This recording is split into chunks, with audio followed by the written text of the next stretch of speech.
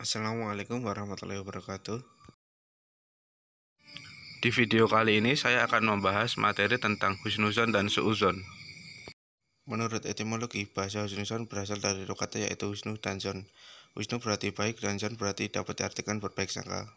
Menurut terminologi, istilah husnuzon dapat diartikan sebagai suatu perasaan yang selalu berbaik sangka, menyatakan jernih, tidak menaruh curiga atau berburuk sangka.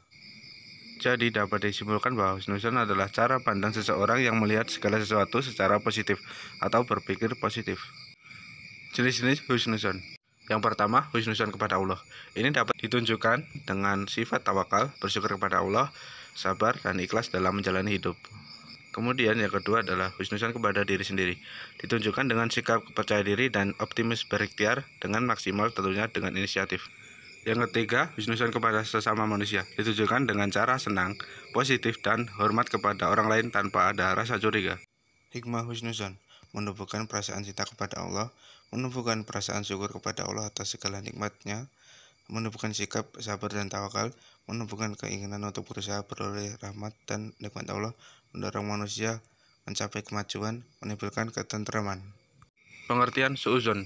Menurut bahasa, suuzon berasal dari bahasa Arab, yaitu as-su'u dan az-zon. As-su'u artinya semua yang buruk atau semua yang menjadikan manusia takut, baik dari urusan dunia maupun akhirat, sedangkan az-zon ragu artinya menyangka, tahu yang tidak yakin atau yakin. Menurut istilah suuzon, menurut istilah prasangka yang menjadikan seseorang mensifati orang lain dengan tidak disukai tanpa adil. Jadi dapat disimpulkan bahwa suuzon adalah cara pandang seseorang yang melihat segala sesuatu secara negatif atau berpikir negatif. Akibat dari suuzon kepada Allah akan mendapatkan dosa, akan diberikan balasan Allah yang setimpal selagi di dunia. Di akhirat akan mendapatkan lagi hukuman dari Allah. Bagi diri sendiri akan menjadikan kita semakin kufur, menyebabkan pikiran kita selalu kotor, menjadikan diri kita sombong. Bagi orang lain, orang yang tidak bersalah menjadi salah, aibnya menjadi diketahui oleh orang lain, akan diomongkan orang lain karena terkena dampak suuzon. Dasar hukum husnuzon dan suuzon. Dasar hukum husnuzon berprasangka baik atau berhusnuzon hukumnya adalah mubah atau boleh, sedangkan berprasangka buruk atau suuzon Allah dan Rasulnya telah menolaknya seperti ayat dalam Al-Hujurat ayat 12 yang berbunyi Bismillahirrahmanirrahim. Ya ayyuhallazina amanu tanibu katsiran minadh-dhoni inna ba'dadh-dhoni ismu wala tajassasu wala yaghtab ba'dukum ba'da ayuhibbu ahadukum ayyakula lahma akhihi maitan fakarihtumu wattaqullaha innallaha tawwabur rahim. Yang artinya, hai orang-orang beriman, jauhilah kebanyakan dari prasangka. Sebenarnya sebagian prasangka itu adalah dosa, dan janganlah kamu mencari-cari kesalahan orang lain, dan janganlah sebagian kamu menggunjing sebagian yang lain. Al-Hujurat ayat 12.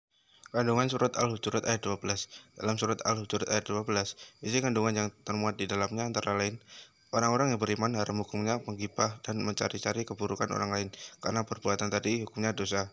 Diwajibkan orang-orang beriman untuk senantiasa bersikap husnuzon atau berbaik sangka di segala bidang kehidupan. Kemudian Allah Maha menerima taubat para hambanya yang mau berserah diri dan tawakal kepadanya. Untuk itu kita harus membuang hal-hal yang negatif dari diri kita, termasuk prasangka, berburuk sangka kepada Allah maupun kepada manusia. Jadi kita di hidup ini harus selalu optimis dan berhusnuzon. Relevansi husnuzon. Husnuzon kepada Allah Subhanahu wa taala, yaitu ikhlas mendapatkan cobaan atau ujian sebab yakin ada hikmah yang baik dari peristiwa itu dari Allah Subhanahu wa taala kepada makhluknya.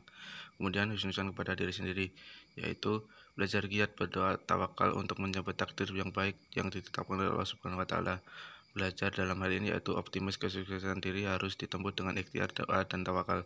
Kemudian husnuzon kepada orang lain, yaitu ketika mendengar kabar buruk maka tidak terburu-buru untuk menghakimi seseorang dengan menceritakannya kepada orang lain, sebab meyakini apa yang kita dengar belum tentu adalah kebenaran atas diri orang tersebut. Relevansi suuzon. Suuzon kepada Allah Subhanahu wa taala, ketika sudah memasuki fase wajib menikah tapi takut miskin, takut tidak dapat menafkahi dan memberi pasangan-pasangannya. Suuzon pada diri sendiri, tidak percaya akan kemauan sendiri. Kemudian suuzon kepada orang lain, contohnya tetangga baru membeli mobil akan tetapi malah berprasangka bahwa dia membeli dari hasil pencurian. Cukup sekian video dari saya, kurang lebihnya mohon maaf. Wassalamualaikum warahmatullahi wabarakatuh.